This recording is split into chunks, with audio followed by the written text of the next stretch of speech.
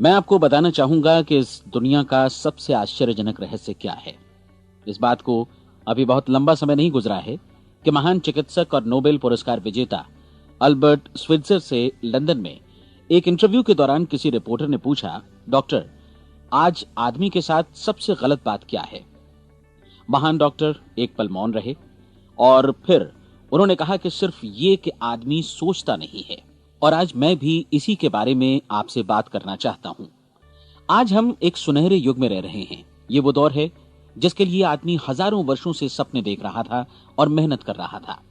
लेकिन जब आज ये दौर हमें उपलब्ध हो गया है तो हमने इसे प्रदत्त मान लिया है, यूं ही उपहार में मिला हुआ। लेकिन इसके पीछे छिपे संघर्ष और मेहनत को हम भूल गए हैं। लेकिन क्या आपको मालूम है कि दरअसल होता क्या है?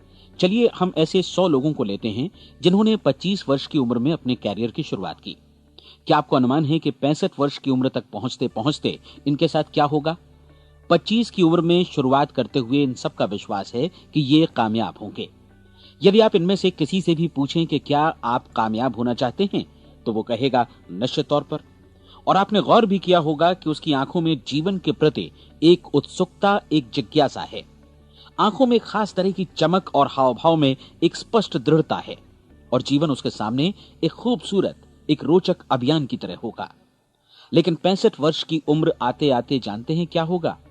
65 वर्ष की उम्र तक उनमें से एक अमीर बन गया होगा, 4 आर्थिक रूप से आत्मनिर्भर हो चुके होंगे, इस उम्र में भी काम कर रहे होंगे और बाकी 90 टूट चुके होंगे।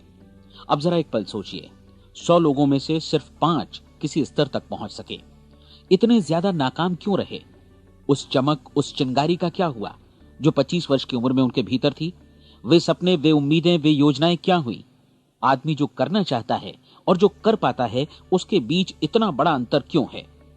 जब हम ये कहते हैं कि सिर्फ 5% ने सफलता हासिल की, तो हमें सफलता को स्पष्ट भी करना होगा और यह है सफलता की परिभाषा।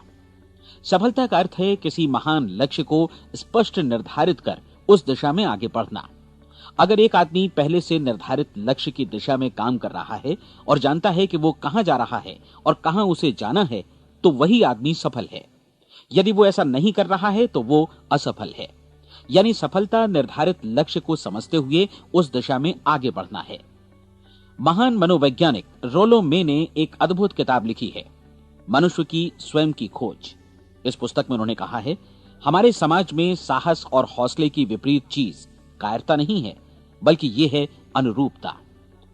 आज हमारे सामने जो सबसे बड़ी मुसीबत है वो है अनुरूपता, यानी बिना सोचे समझे भीड़ के अनुरूप चलने की मनस्थिति। अधिकांश लोग वैसा ही कर रहे हैं जैसा दूसरे कर रहे हैं, ये जाने समझे बगैर कि क्यों। लगभग 7 वर्ष की उम्र से हम पढ़ना शुरू कर देते हैं। 25 के होते होते हम रोजी रोटी कमाना शुरू कर देते हैं, साथ ही परिवार की देखभाल भी। लेकिन 65 वर्ष की उम्र का होने पर भी हम ये नहीं सीख पाते कि आर्थिक रूप से आत्मनिर्भर और निश्चिंत कैसे हुआ जाए। क्यों? इसलिए कि हम बस औरों की लीक पर चलते हैं। और मुश्किल यही है कि हम समाज के उस बड़े और गलत प्रतिशत का अनुकरण कर रहे हैं, यानी उन 95% का जो कामयाब नहीं हुए। अब सवाल यह है कि ये लोग, इतनी बड़ी संख्या में लोग, औरों की नकल क्यों करते हैं? इसका उत्तर वे भी नहीं जानते।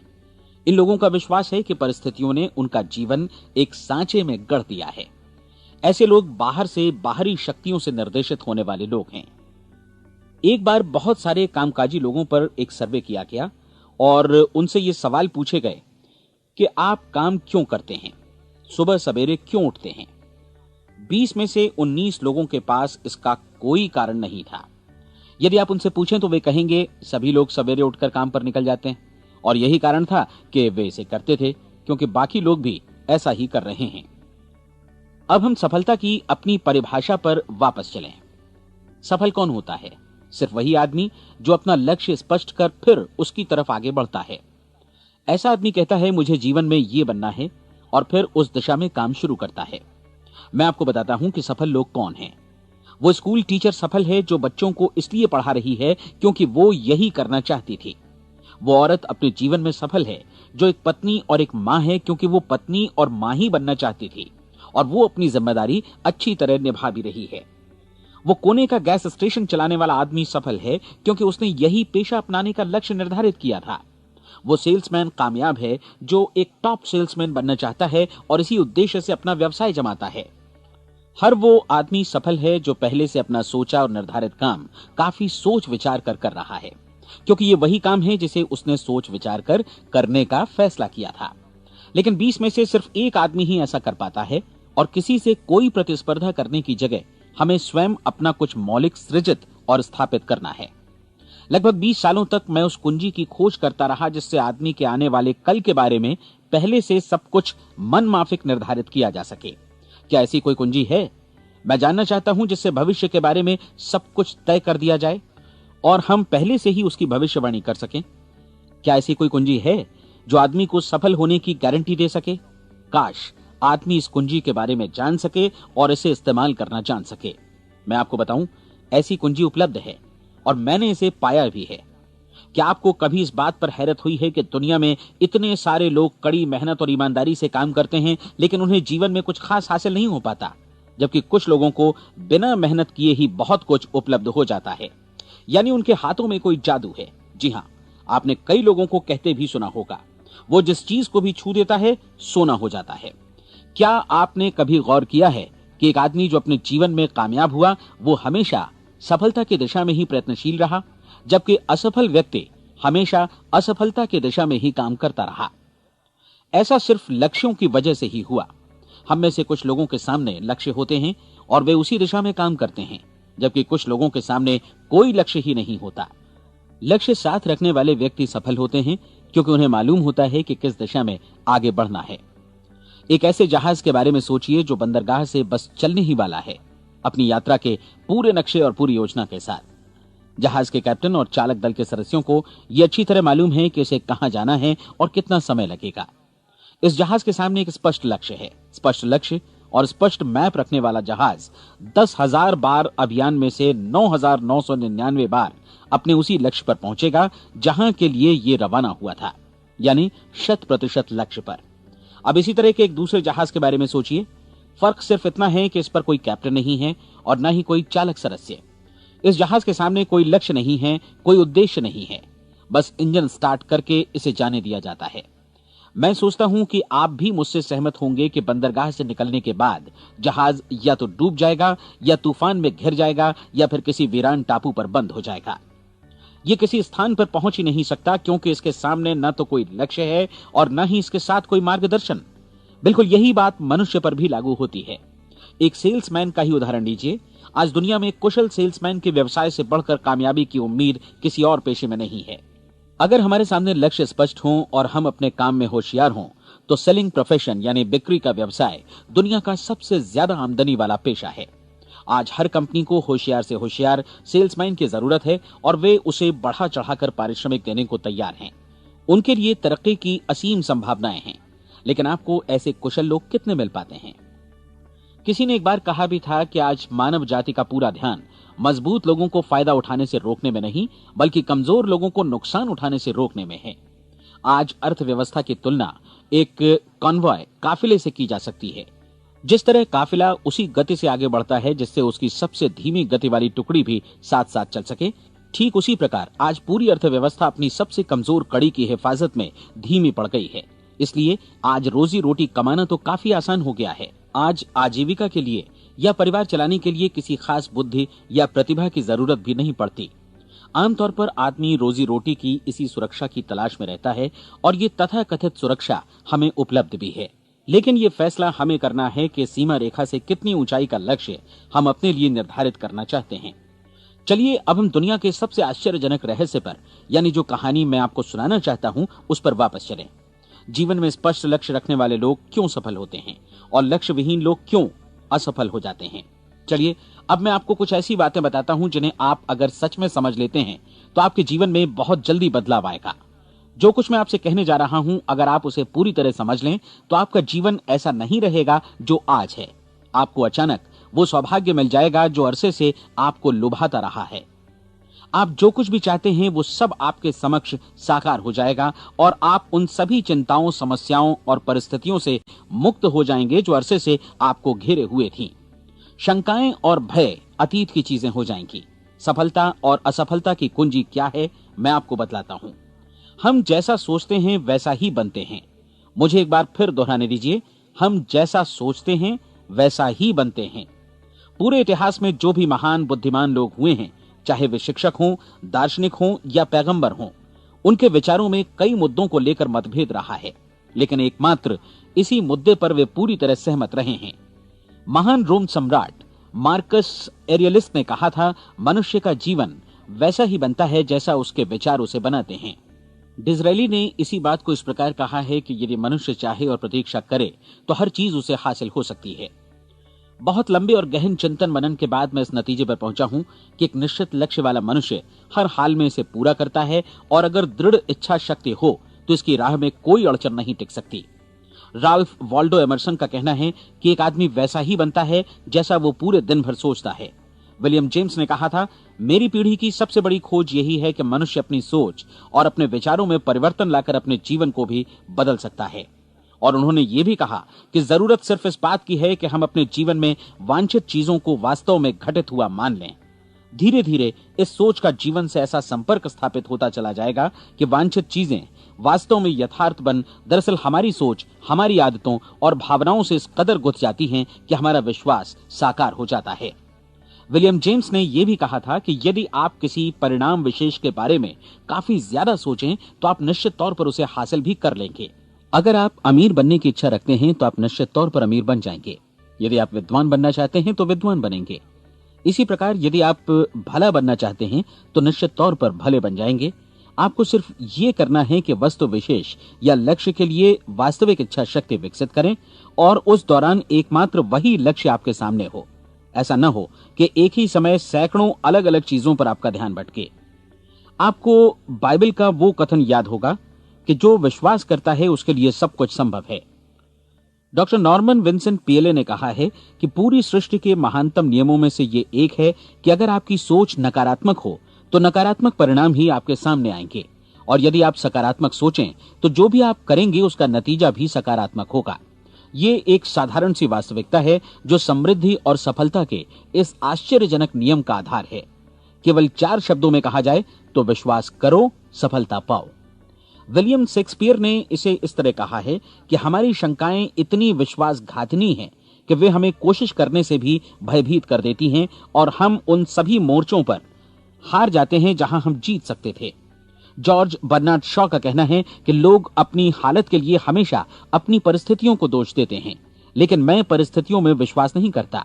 इस दुनिया में कामयाबी हासिल करने वाले लोग वे लोग हैं जिन्होंने काम की शुरुआत की और अपनी मनचाही परिस्थितियां खुद बनाई। ये वास्तविकता कितनी सुखद है ना?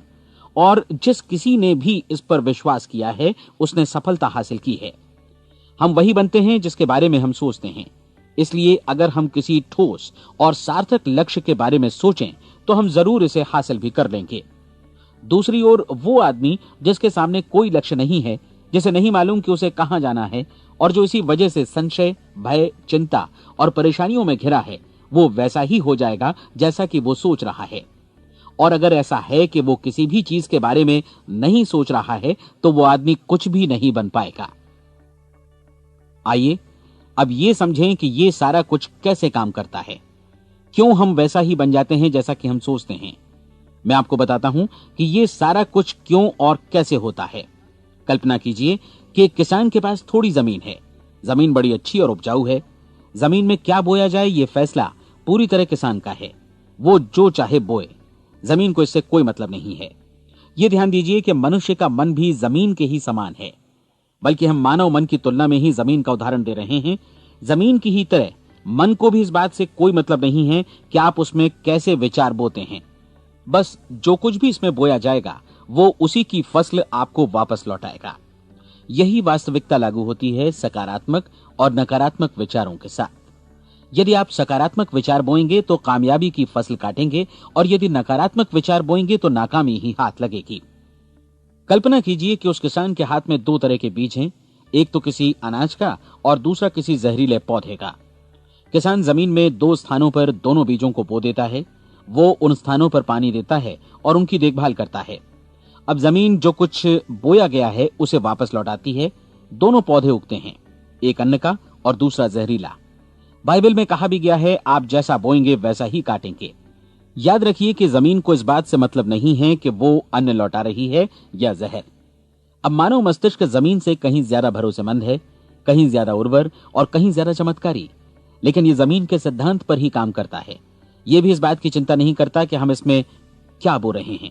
बस जो कुछ बोया जाएगा उसे ही इसे वापस लौटाना है, चाहे वो सफलता हो, असफलता हो, एक निश्चित स्पष्ट लक्ष्य हो या असमंजस की स्थिति, गलतफहमी हो, भय हो या चिंता हो, कुछ भी हो। बस जो भी हम इसमें डालेंगे वही ये हमें वापस लौटाएगा। आपको मालूम है कि मानव मस्तिष्क आज इस धरती पर एकमात्र अंतिम महादेश है जिसका आज तक अन्वेषण नहीं हुआ है। इसमें हमारी कल्पना से भी परे सुख समृद्धि भरी पड़ी है। यदि हम सकारात्मक विचार डालें तो यह भारी सफलता और सुख समृद्धि हमें वापस लौटाएगा। आप कह सकते हैं कि यदि ये सही है तो लोग अपने मस्तिष्क का अधिक इस्तेमाल क्यों नहीं करते? लोगों के पास इसका भी जवाब है। हमारा मस्तिष्क एक उन्नत यंत्र के रूप में हमें जन्म से ही मिला हुआ है, निःशुल्क, मुफ्त। और जो चीजें हमें मुफ्त मिलती हैं उनको हम बहुत कम महत्व देते हैं। महत्व देते हैं उन चीजों को जो पैसे से आती हैं, जबकि हकीकत में इसकी विपरीत बात ही सही होती है। आज जो भी चीजें हमारे जीवन में वास्तव में महत्वपूर्ण हैं वे हमें निःशुल्क उपलब्ध हैं। हमारा मस्तिष्क, हमारी आत्मा, हमारा शरीर, हमारी आशाएं, हमारे सपने, हमारी आकांक्षाएं, हमारी बुद्धि, परिवार, बच्चों और दोस्तों का प्रेम, यहां तक कि प्रकृति का उपहार, हवा, धूप और पानी भी, ये सभी अनमोल चीजें हमें निःशुल्क मिली हुई हैं। और जिन चीजों के लिए हम पैसे खर्चते हैं वे इनके मुकाबले काफी हल्की हैं, स्तरहीन, और उन्हें किसी भी चीज से बदला जा सकता है। लेकिन प्रकृति की ओर से निःशुल्क मिली चीजें कभी बदली नहीं जा सकती। और दूसरी बात ये कि मानव मन की शक्तियों का भरपूर उपयोग नहीं हुआ है। मन इतना शक्तिशाली है कि इसे जो भी काम सौंपा जाए कर सकता है, लेकिन आमतौर पर हम बड़े और महत्वपूर्ण कामों के बदले छोटे मोटे कामों के लिए ही इसका इस्तेमाल करते हैं। कई विश्वविद्यालयों ने यह साबित कर दिया है कि हम में से अधिकांश लोग अपनी क्षमता का 10% ही इस्तेमाल करते हैं। हमारी शेष क्षमता यूं ही अनछुई रह जाती है। अब आप फैसला कीजिए कि आपको क्या करना है। अपना लक्ष्य अपने मस्तिष्क रूपी जमीन में बो दीजिए। यह आपके पूरे जीवन का सबसे महत्वपूर्ण फैसला है। आप एक बेहद कामयाब सेल्समैन बनना चाहते हैं, कंपनी के कुशल और सक्रिय कर्मचारी के रूप में जगह जगह जाना चाहते हैं। आपको सिर्फ ये करना है कि इस लक्ष्य रूपी बीज का रोपण अपने दिलो दिमाग में कर लें। जतन से एकाग्रचित्त होकर इसकी देखभाल करें, लक्ष्य की दिशा में आगे बढ़ें, कार्यशील रहें, और एक दिन आपका सपना हकीकत में बदल जाएगा। कोई सवाल ही नहीं है कि ऐसा ना हो। आप समझ लीजिए कि ये प्रकृति के अन्य नियमों की तरह एक नियम है, जैसा सर आइजक न्यूटन का गुरुत्वाकर्षण का नियम है कि यदि आप किसी इमारत की छत से छलांग लगा दें तो आप नीचे ही आएंगे, ऊपर नहीं जा सकते। प्रकृति के सभी नियम हमेशा सही होते हैं, हमेशा काम करते हैं। आप भी बिल्कुल सकारात्मक दिशा में अपने लक्ष्य के बारे में सोचिए। हमेशा जागी आंखों से सपना देखिए कि आपने अपना लक्ष्य हासिल कर दिया है। उन कामों के बारे में सोचिए और खुद को उन्हें करता हुआ भी देखिए जो लक्ष्य तक पहुंचने के बाद आपको करने हैं। आज हमारे समय के दौर को यदि औषधियों का युग या अल्सर और नर्वस ब्रेकडाउन का युग कहा जाए तो गलत नहीं होगा। आज जब चिकित्सा विज्ञान ने स्वास्थ्य और लंबी उम्र पाने की दिशा में इतनी कामयाबी हासिल कर ली है, लेकिन इसके बावजूद लोग समस्याओं से जूझने में तनावग्रस्त हो रहे हैं और खुद को असामयिक मौत की तरफ धकेल रहे हैं। ऐसा इसलिए हो रहा है क्योंकि उन्होंने महान प्राकृतिक नियमों को अपनाना नहीं सीखा, जो हमारे लिए बेहद कारगर और लाभकारी हैं।